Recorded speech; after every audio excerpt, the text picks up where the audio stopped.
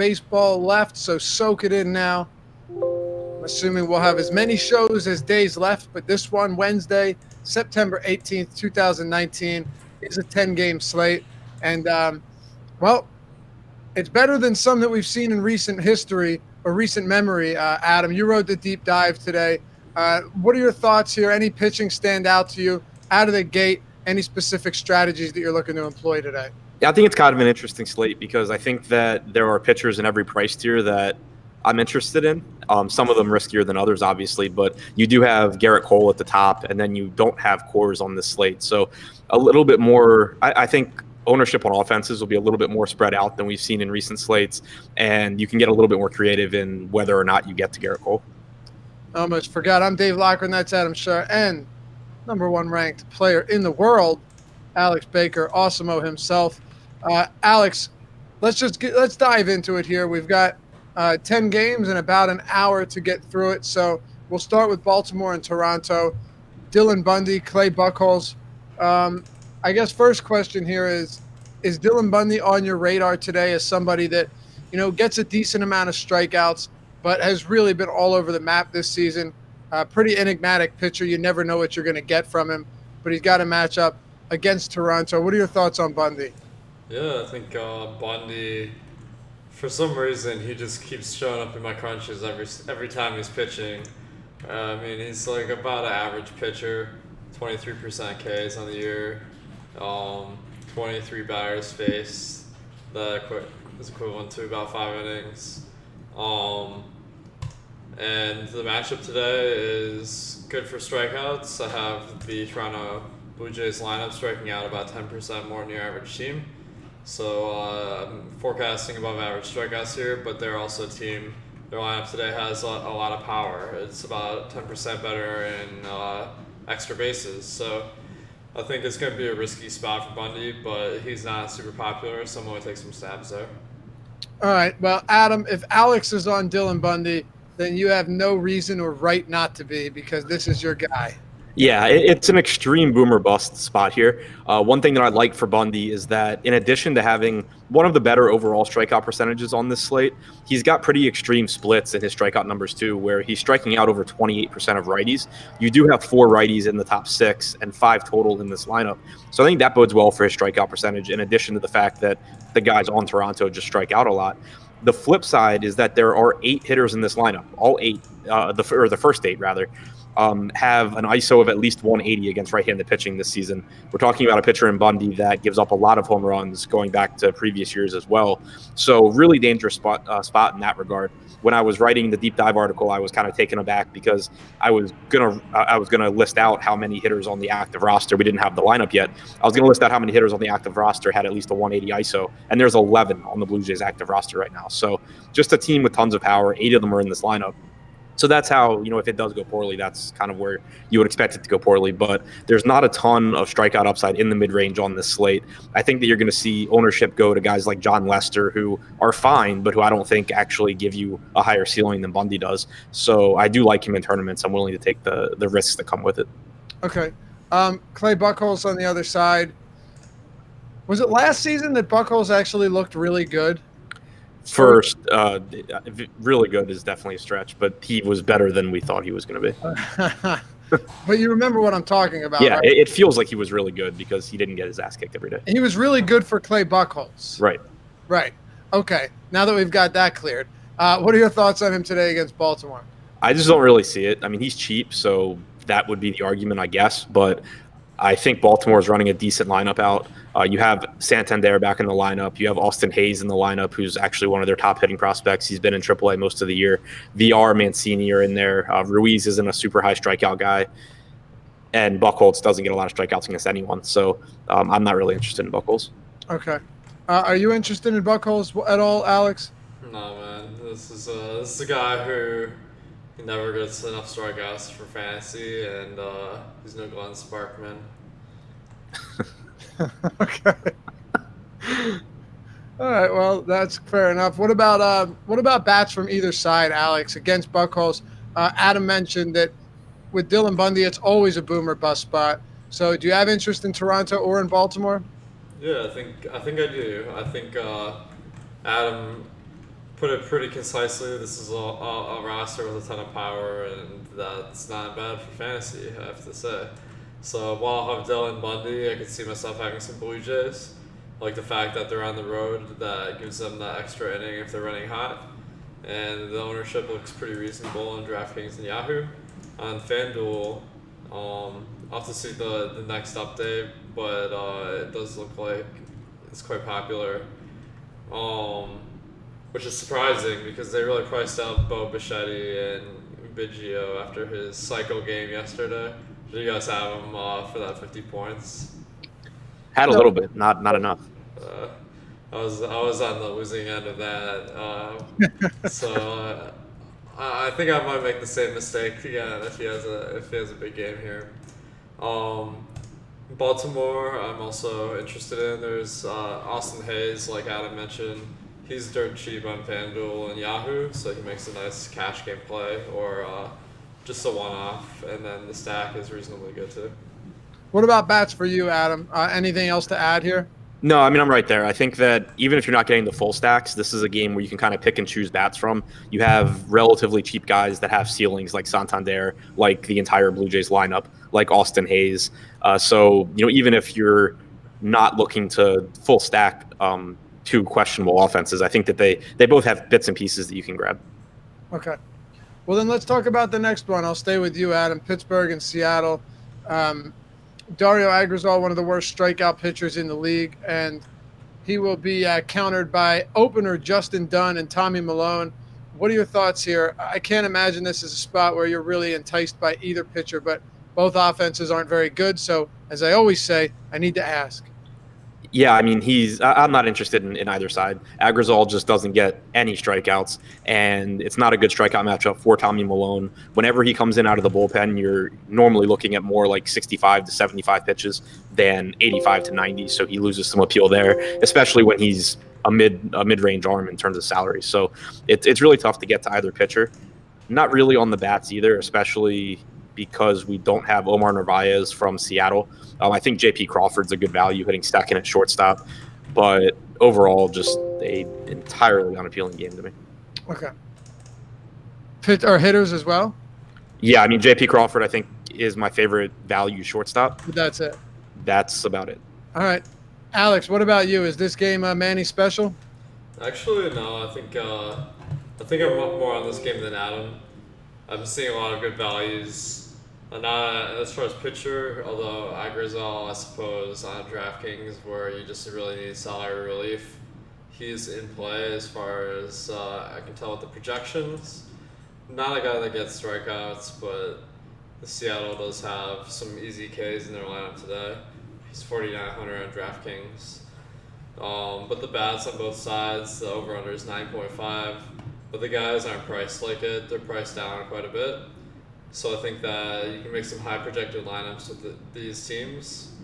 But I'm expecting the field to be there as well. So I'm not going to be having them at as high a rate as everyone else, I think. Okay. Well, that was fast. Let's talk about the next game, Boston and San Francisco. Alex, we've got Ulyss Chassin starting for Boston. And then, so what do we have? Sharon? How did I pronounce it last time? Because I got it right. Schwerin, I think. I thought it was Sharon. Yeah, I don't remember. You got it right. I didn't. Well, what can I say? We've got Sharon. We'll go with Sharon, Mike Sharon, as your long reliever. And then the Shark, Jeff Samardzija, for San Francisco. It should come as no surprise to anyone, Alex, or to anyone, that Boston is a heavy favorite in this game at home. Yeah, and I think the game last night went into some serious extra innings. It was going pretty late, so bullpens could be an issue here. I see Boston isn't quite as big a team total as we're accustomed to, only 5.6, so that isn't that encouraging, but the prices are really good. So I think they're pretty decent play at night. Benintendi is again underpriced across the industry.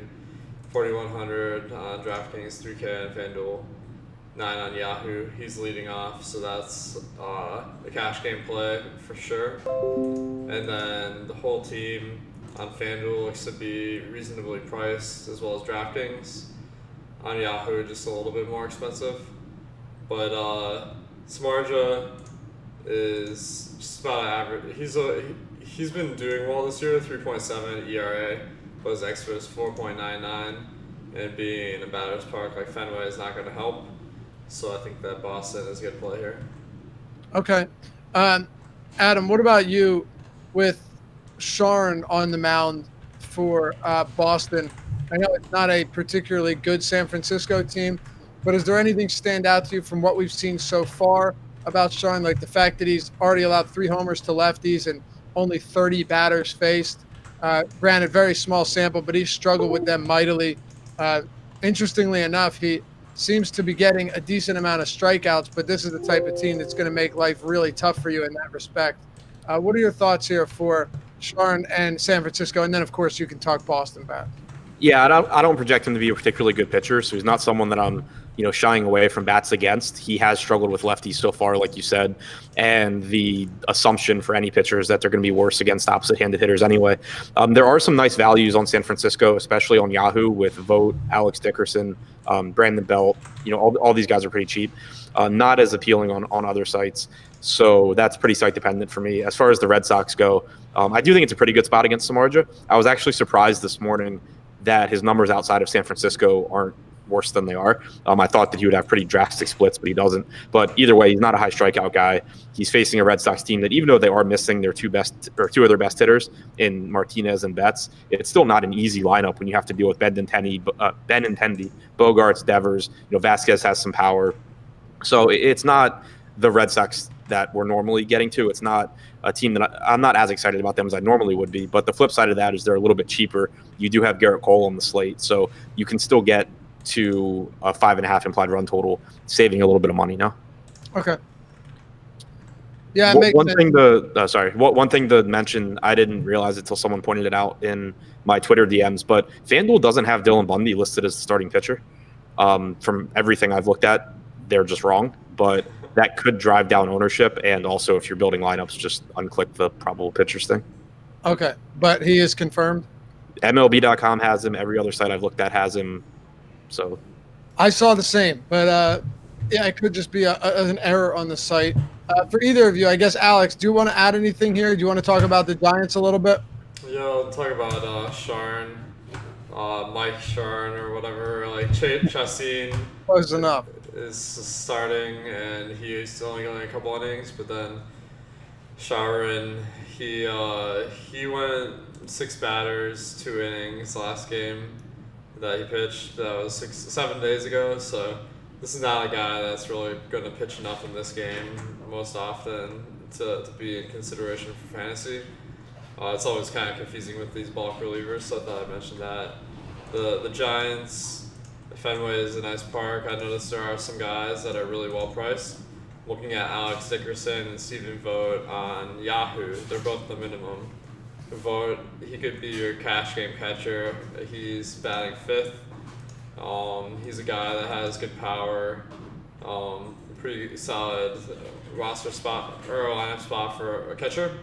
And Dickerson has been having a fantastic year. He has a 23.5 ISO, and he's been in San Francisco. Obviously, in Boston, he should get more extra bases than San Francisco.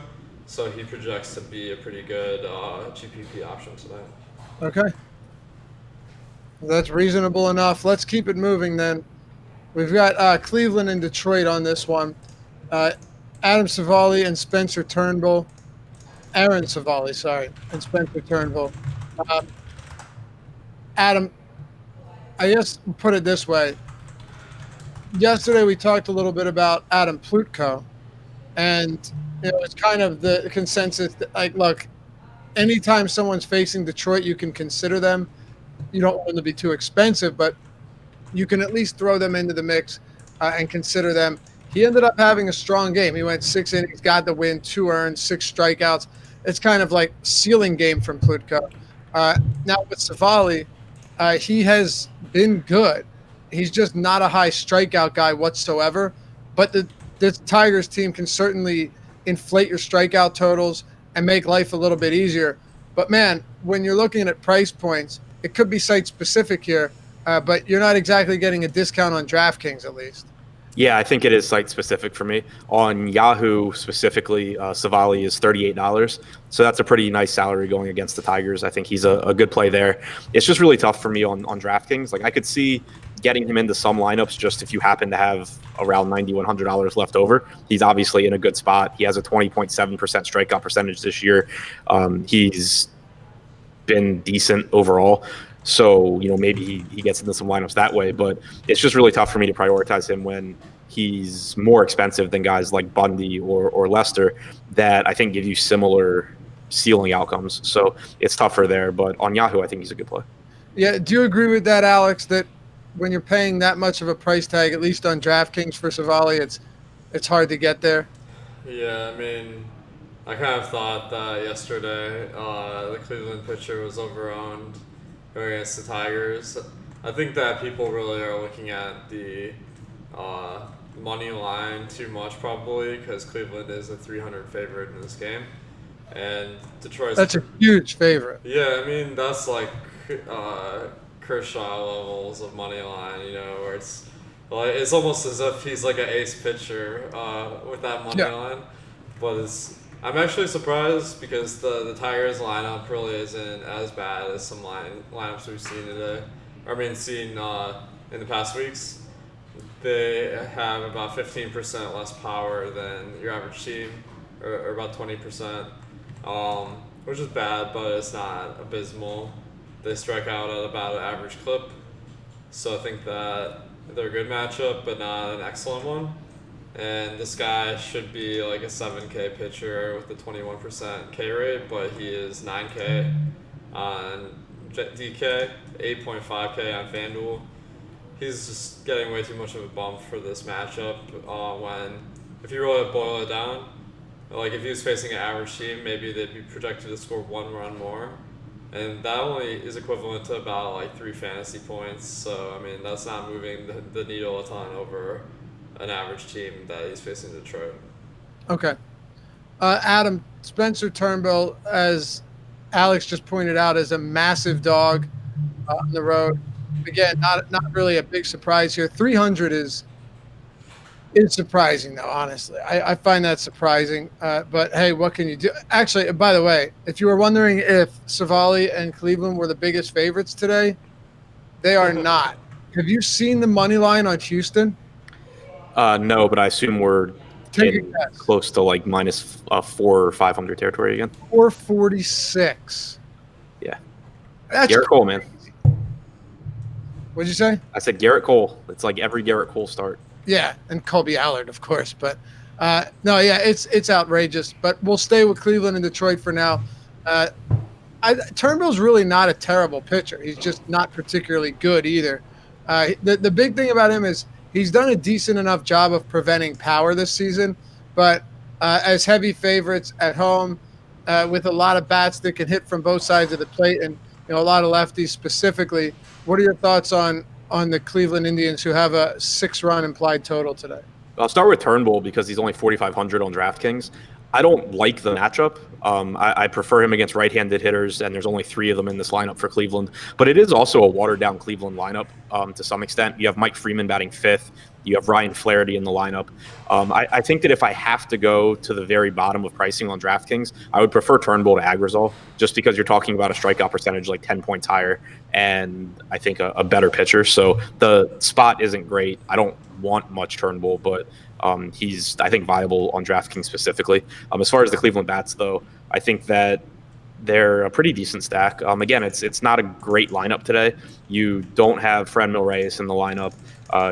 Freeman hitting 5th. From Freeman down, it's pretty unappealing. So Lindor, Mercado, Santana, Puig, I think are all good plays, specifically Lindor and Santana since they're left-handed. But then it does drop off pretty quickly. Adam, I don't know what happened to your camera, but you look like a zombie right now. Yeah, dude, are you looking at something green on your screen? What? I look fine on my screen. I look fine. No, it turned green and gray. I swear to God. Is it back? I even went back on the stream to see if it had changed, and It was completely normal before. Yeah, dude, Is it back? You're looking like you're Shrek or something, man. So it's still messed up? Yeah. Yeah, I have no idea what happened. I got some screenshots for you later, but I I've never seen it. It just changed out of nowhere, man. Like instantaneously. For a second, I was like, God, is he really nauseous and he's just not saying anything? I'm like, no, it doesn't work like that. So, yeah, I don't know. I mean, we will proceed with our regularly scheduled programming, but it just came out of nowhere, and it was only your face, not anything else on your screen, just your face. So is it still like that, or did it go Yeah. back? Oh, dude, it's It completely is. green. Yeah. It's getting worse, man. It's like you're transforming into the Hulk. So like, should I turn my camera off and come back, or what? I mean, if you want, Like, because I can't see what you're talking about. Like, it looks completely normal to me. I mean, as long as we can hear you, that's all that matters. Yeah. Okay. Just hopefully you don't grow claws or something. Is it a full moon tonight? Yeah. All right. You hit on Cleveland, right? I was preoccupied. Yeah, I talked about Turnbull in Cleveland. Okay. What about you, Alex? Yeah, I think Turnbull is a nice option because he's 4,500 on DraftKings, 5,600 on Fanduel, 25 on Yahoo. These are some of the lowest prices we'll see a stretched out pitcher have, and he's not bad. I mean, 4.86 xFIP, below average, but not remarkably so. 21% Ks. I'm actually surprised that the Cleveland team total is above 6 today because, as Adam's saying, their lineup is not all that strong, just slightly above average in on base percentage, ISO, and batting average. They strike out just slightly lower than average. But all in all, not a lineup I'm super scared of, so I think I'll end up having some Turnbull just because there's some other expensive options we're going to want to get to. Okay. Someone just screenshotted it and sent it on Twitter, and that is terrifying. It's crazy. Dude, you're Right? looking even greener than the last time. Dude, I promise I'm not like doing anything editing this video or whatever. no. Oh, no. It was not any editing. I wouldn't even know how to do something like that. I have zero idea how to do it. It looks like you just walked through Chernobyl with no clothes on. But yeah, try unplugging your computer or your lap. God damn it, your camera and turning it back on, plugging it back in. Okay. Might work. I mean, it's up to you. I mean, you sound fine, and as long as you feel okay, we're good. Alex, let's talk about Atlanta and Philly. Hey, nice call on Velasquez yesterday, man. Thanks, man. He ended up having. There you go. You're back to normal. Better? I liked it better before, man. Sorry. All right, yeah, dude, I've never seen that happen before. I've never seen it happen before with your camera just pop, turning you into the Goblin. Yeah, I mean, I don't remember ever looking like the Hulk during a show. But yeah, Alex, Velasquez was solid yesterday. Tough matchup, got himself 8 strikeouts. You want to talk about enigmatic pitchers? That guy's all over the map. You never have any idea what you're going to get from him. Now we've got Zach Eflin and Julio Teheran. What are your thoughts on pitching here? Yeah, I think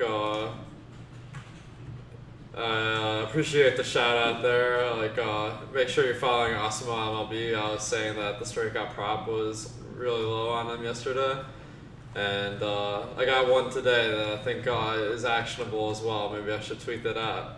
But today, this is not a great spot for pitchers because Eflin, below average Ks, unlike Velasquez.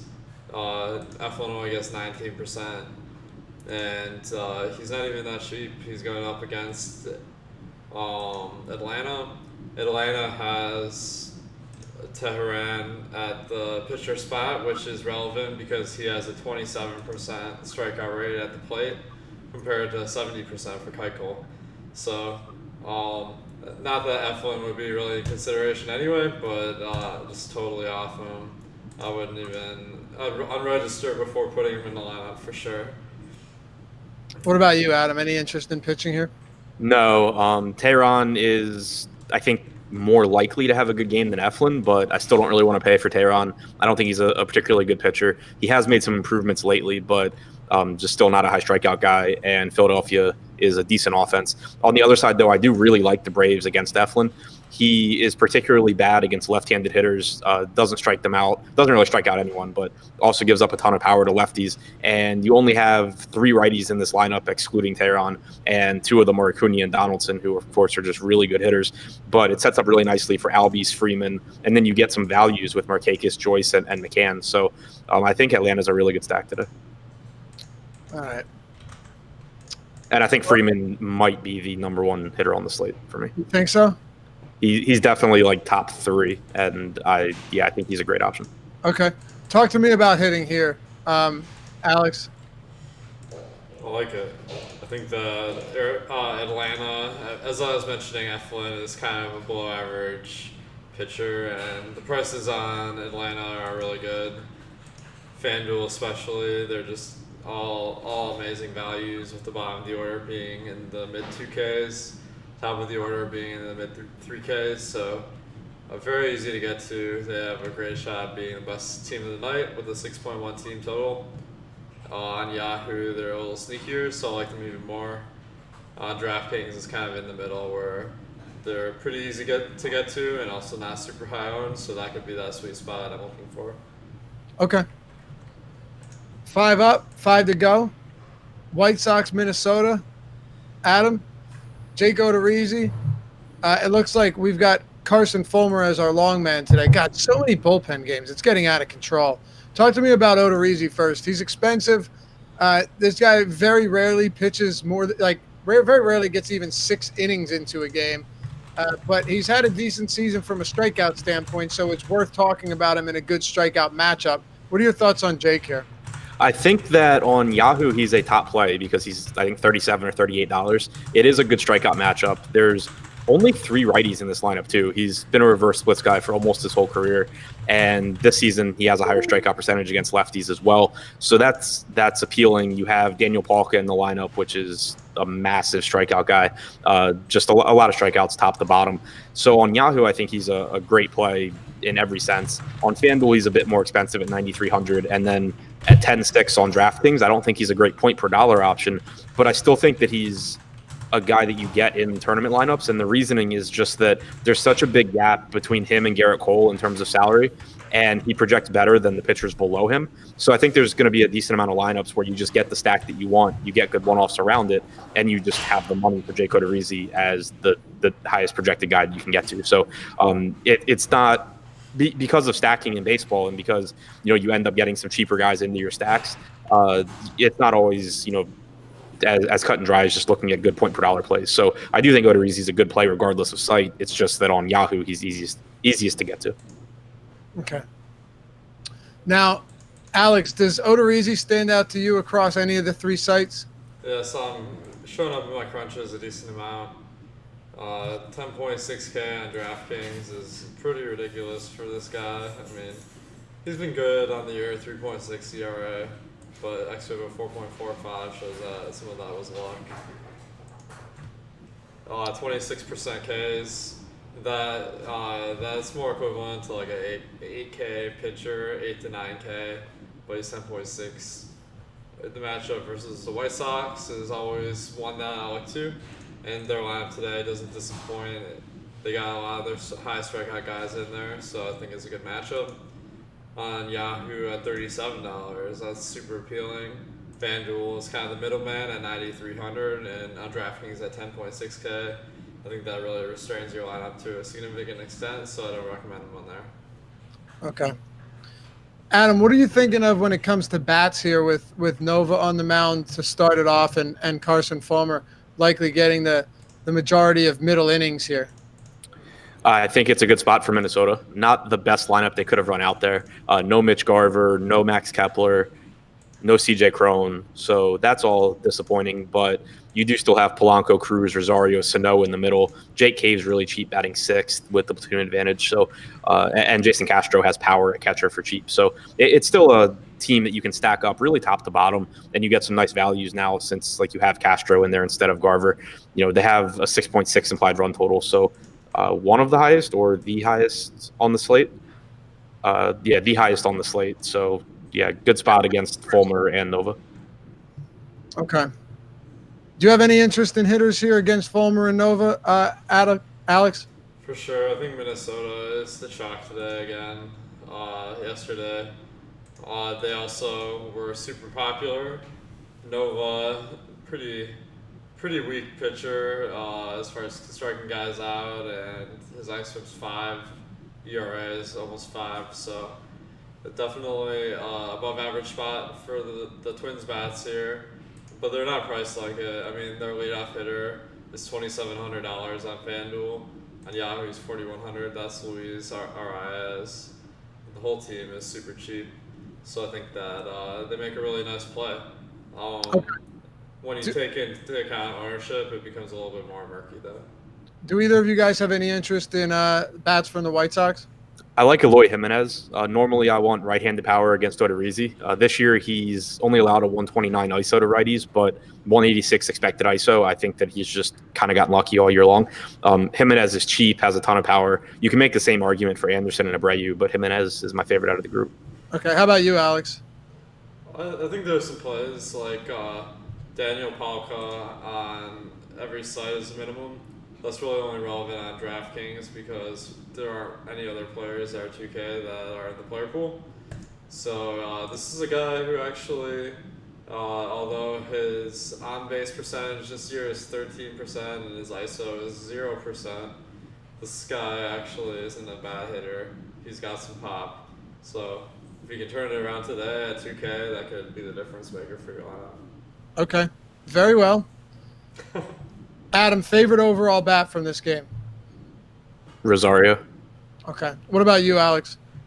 I like, as far as value, RAS, but he's not really a GPP player because doesn't really hit for power or steal bases. So it's a good stack guy, but Jake Cave is super cheap. He's got more power, so he makes a nice solid relief option and a good stack. All right, let's talk about Milwaukee and San Diego. Alex, Dinelson Lamet against the Milwaukee Brewers. I'd say it's a spot where I could see him producing some upside, but I don't know if it's worth getting here. You can be the judge of that.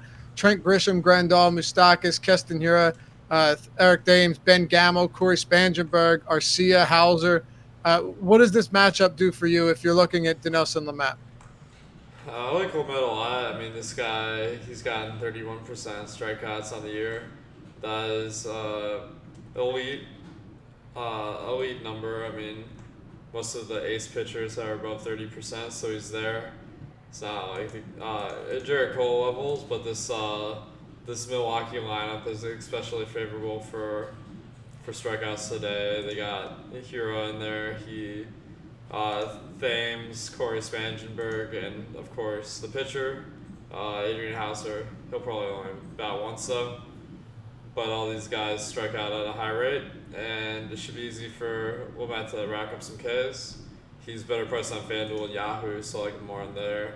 And on DraftKings, he's kind of in no man's land at 9,400. But if you want to make a lineup without Cole and spend up on bats, I think that going to him could make sense. Okay. Adam, what are your thoughts on Lamet? I like the strikeout spot. Obviously has really good strikeout stuff, and it's a good matchup here. The only concern I have is just how deep into the game he's going to go, because outside of the game where he took the no-hitter into the 7th, he hasn't thrown 100 pitches in a start yet this year, and he's pretty expensive outside of Yahoo. So I think that I feel similarly to him on DraftKings as I do to Odorizzi, where I don't think he's a great point per dollar option, but I do think that he projects better than pitchers around him. So if you have a cheaper stack and you have the money, I think he's a perfectly fine play because he does have so much strikeout upside. Okay. Talk to me about Adrian Hauser. He's most useful on DraftKings. Actually, I think that's the only site he's useful on. 5,300, yeah. Yeah, 5,300, and you don't have really any other good pitchers priced down. It's a good matchup against the Padres, a pretty weak Padres offense. You have Travis Jankowski at the top of this lineup now, so another just not good hitter up there. And Hauser's actually been pretty decent this year overall, including his time out of the bullpen. He has a 4 Sierra. He's got the highest ground ball percentage on the slate. He has one of the higher strikeout percentages at 25.1%. The concern is how deep into the game he's going to go. And we've seen the Brewers pulling starters early pretty much every start. He threw, I think it was 67 pitches his last time out in 4 innings or 3 innings. Before that, he went 4 innings, 4 1/3 the start before that, though he did throw 98 pitches against the Astros in that start. So there's definitely reason to expect him to only go 4 to maybe 5 innings here, which makes him really unappealing on FanDuel, makes him not appealing at $41 on Yahoo. But I think the savings on DraftKings and the numbers he could put up in those 4 innings are enough for me at 5,300. Yeah, it doesn't seem like the craziest idea by any stretch. I'm with you there. And really, when it comes down to it, when you're getting somebody this cheap in a decent spot against a bad team, I'm on board. Alex, do you have any interest in Hauser? Yeah, he's my strikeout prop of the day. The site's having for 5.5 with the juice on the over. But I agree with Adam's take that he'll probably only go 4 innings. He's averaged 18 batters over the past 4 starts, and that's not a coincidence because that's equivalent to exactly 2 times to the order. So I think that's what we'll see. The odds of getting 15 outs in 18 batters are pretty low because his whip is 1.3, so 4.3 times 5 is, let's see, that's more like 21.5. So I think that he's a way better pitcher than his price tag, though, on DraftKings at 5,300 because of his 25% strikeout rate. He should be more like 7.5, 8K. So it's really taking into account the fact that I probably won't get a win, so I don't hate it. I'll probably have him to a certain extent, but definitely not a high upside play because of the fact that he's going to get pulled early. Okay. Adam, if you were to rank him amongst other cheap pitchers, where would you put Hauser on DraftKings? Number 1. Okay. Just because of how much I dislike the other ones. Okay. Fair enough. Do you like any bats here? Not really. I mean, I have respect for both pitchers. The Padres lineup is pretty bad outside of like Machado, who actually has an 88 WRC plus against right-handed pitching this year. So maybe, he's bad too. But it's just not a good lineup. On the other side, there is some nice value on Milwaukee in Grisham, Grandal, Moustakas are all affordable. So is Eric Dames. But I do have respect for Dinelson Lamet. I think he's a good pitcher. So he's not one of the guys that I'm super excited to target against on this slate. Okay. Alex, talk to me about bats. I think the bats aren't really a huge factor here. Milwaukee is normally a batter's park, but Lamet and Hauser are above average pitchers, so that kind of makes up for that.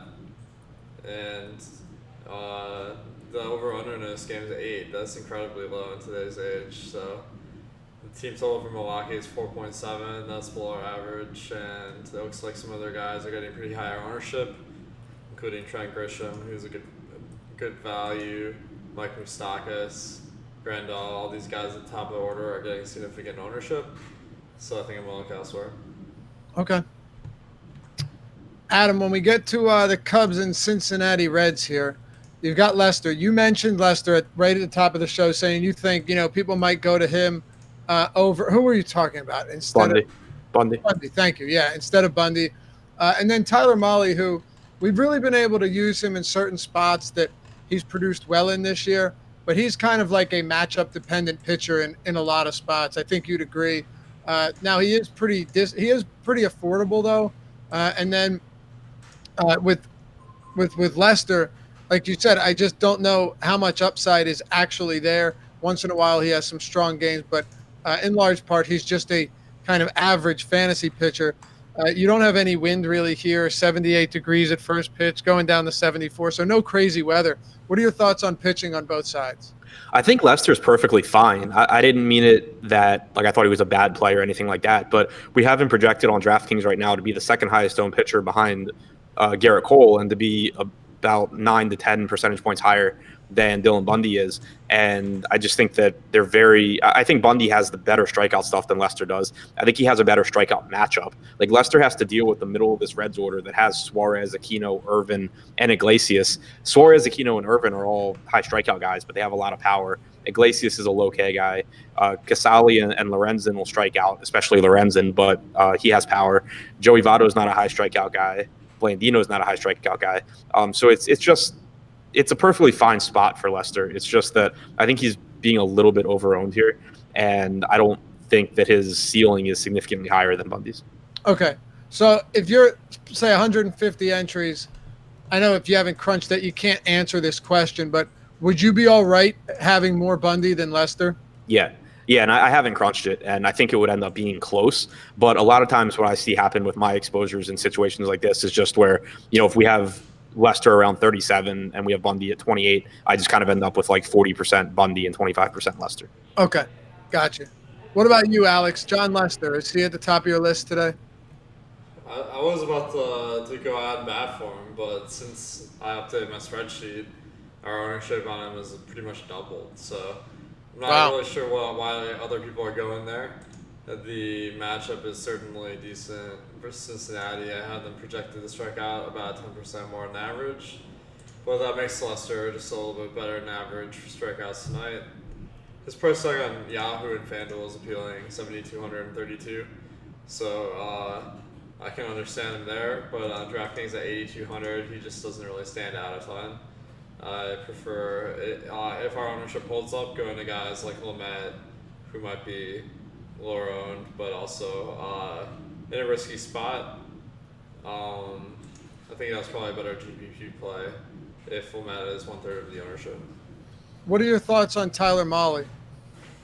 I think he's someone that normally I have a ton of, but the Cubs lineup today is below average in strikeouts. They have a team total of 5.8.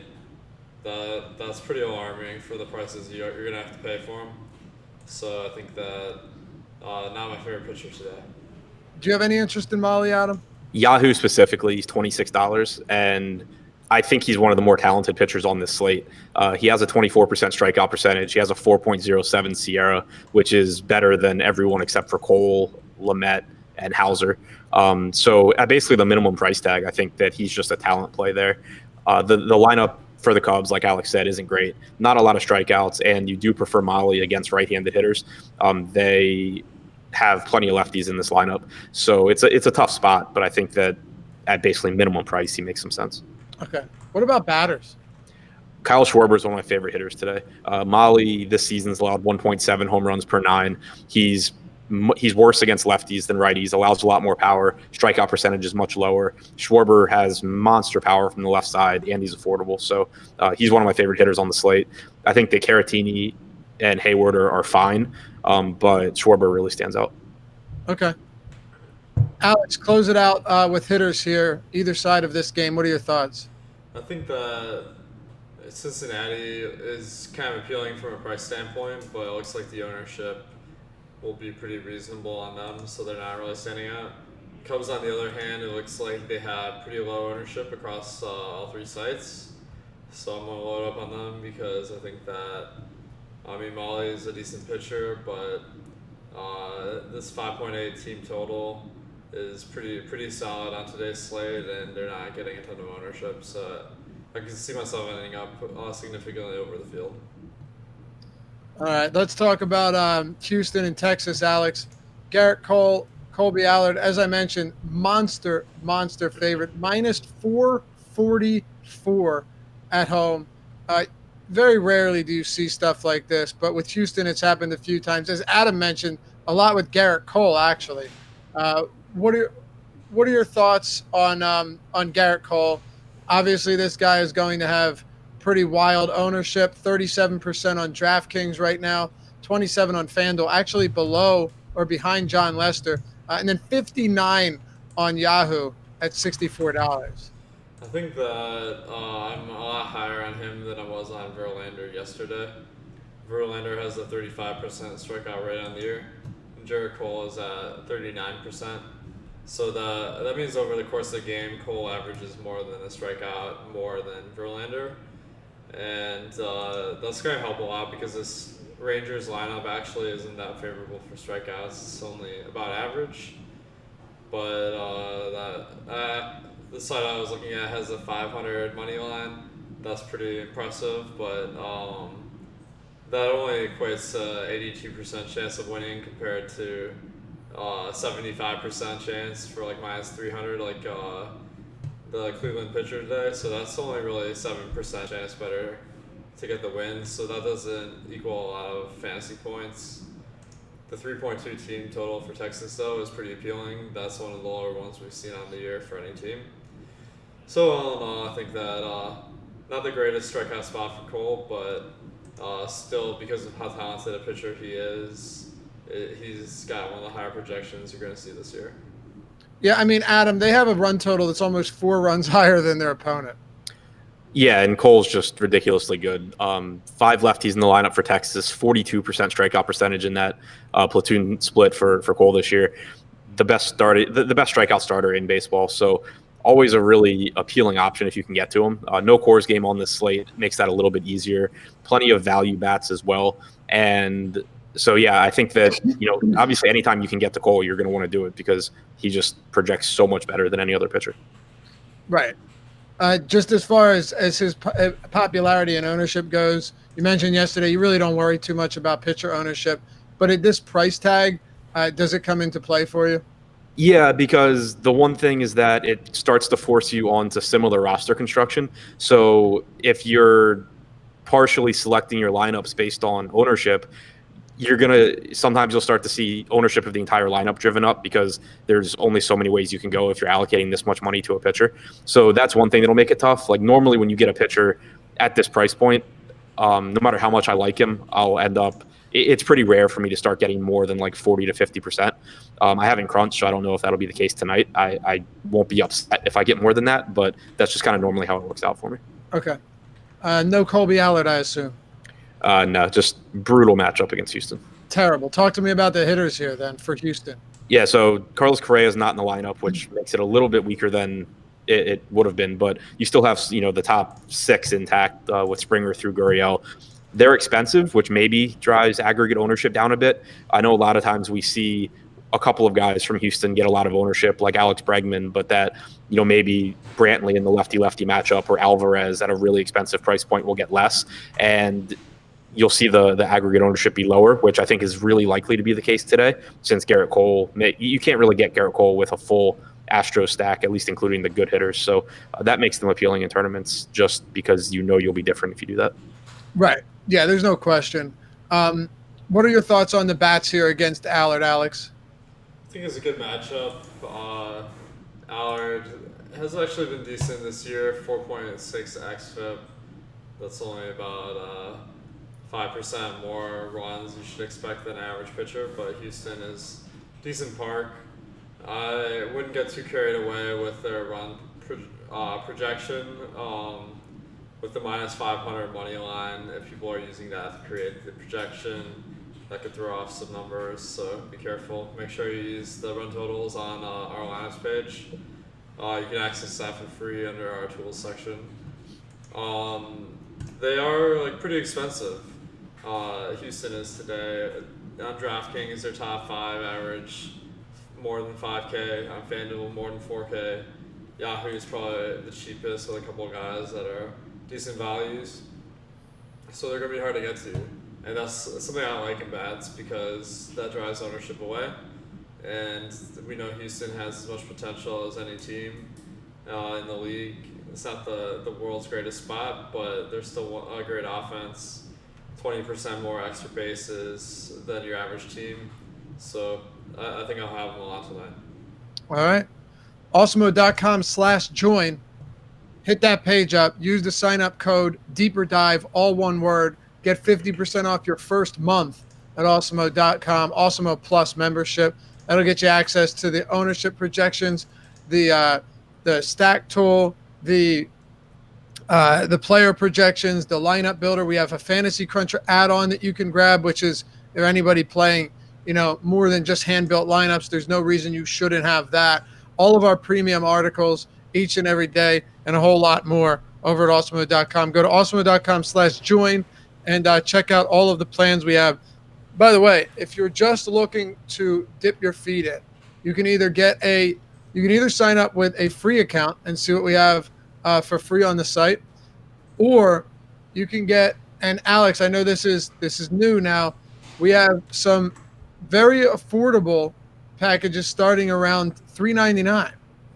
Yeah, those are our express packages. So this is something that I've been wanting to do for a long time because I've always felt like there's a huge jump from being someone that consumes like YouTube videos to figure out a couple picks and then making the leap and trying to make DFS a profitable hobby with access to all the best tools. So the intermediate step we came up with was our Express membership. They'll give you rankings that I publish every day.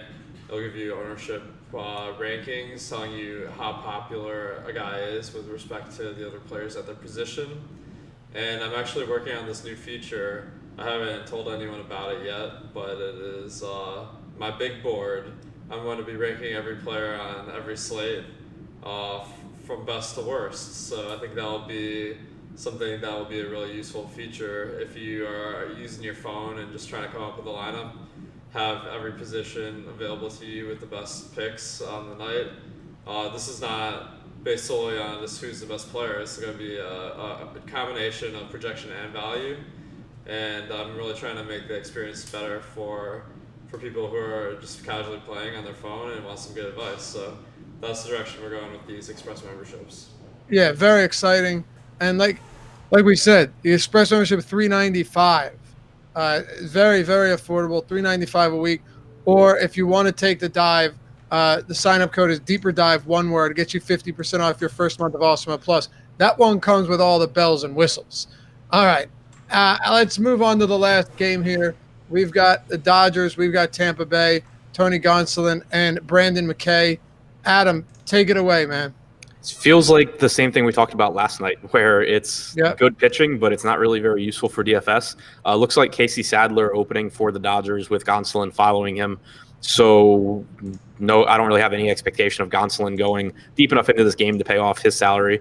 And then Brendan McKay, we've seen 59, 59, 64 pitches his last 3 times out. We know he dealt with some shoulder fatigue in late August at AAA. Just really difficult to imagine Tampa Bay is going to be pushing him at all. And then on top of that, it's a tough matchup against the Dodgers. So really tough to have any interest in the pitching here for me.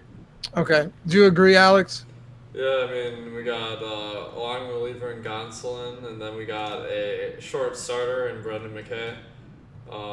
Neither of them are really good enough pitchers for me to consider tonight. Okay.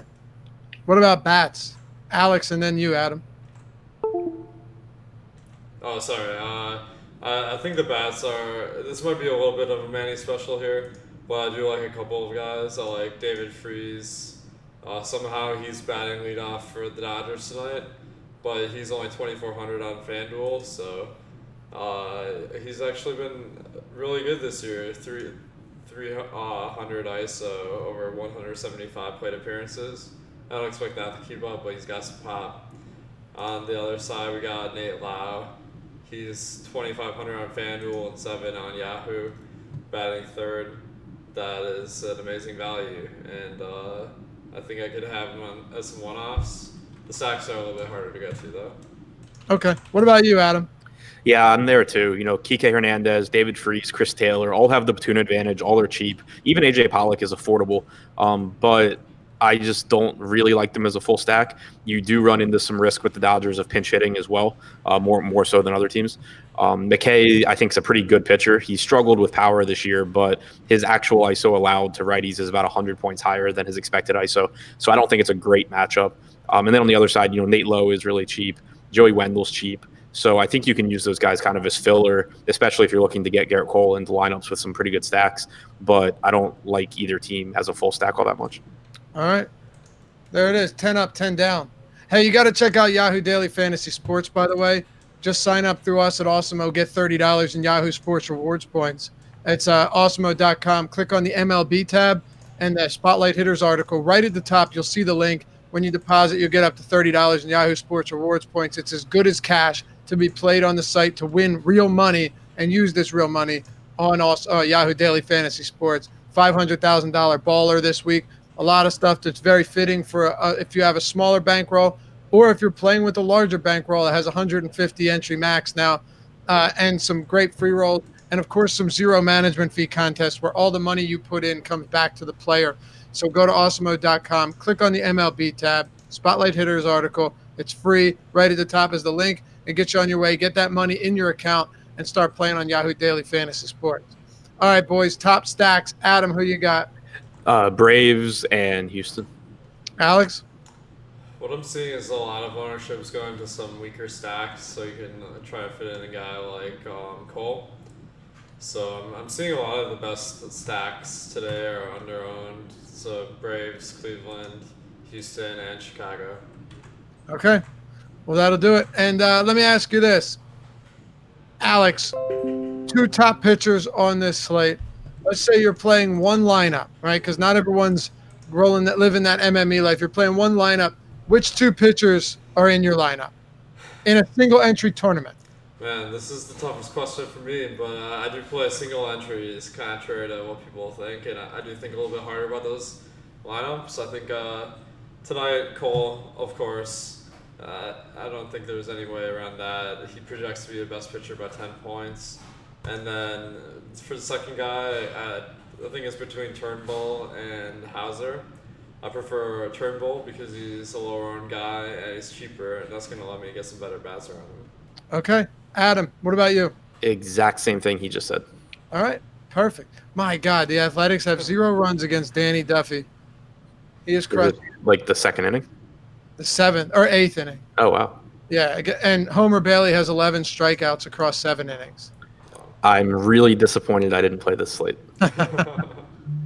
All right, that'll do it for us. Stick around. You know what's coming up next. Live before lock. We'll be taking you till 7:05 Eastern time. That's Chris Spags, Jake Hari, on youtube.com/awesemo, of course, but not right here as it usually is. Just go back to the homepage. You'll find it. And, hey, if you enjoy the show, you want to help support us at Awesemo, help support us to grow our channel and keep doing all of this for free, hit us with a thumbs up, like the video, subscribe, and hit the notification bell as well. We appreciate all of it. We'll see you back here tomorrow on the Deeper Dive.